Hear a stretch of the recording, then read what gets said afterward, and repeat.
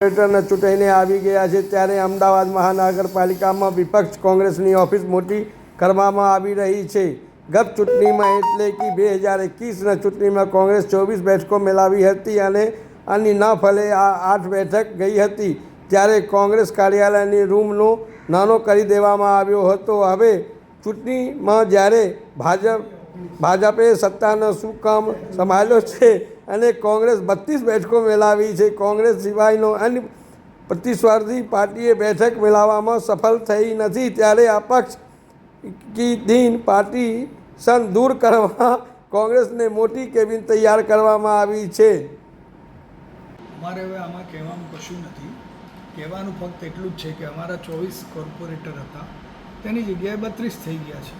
એટલે 32 બેઠક માટે જે હોલ મોટો કરવો પડે એના માટે અમારે કાળુભાઈની કેબિન જે અપક્ષની કેબિન હતી એને અમારી અંદર મર્જ કરી દીધી છે, એટલે સમાવેશ કરી લીધો છે।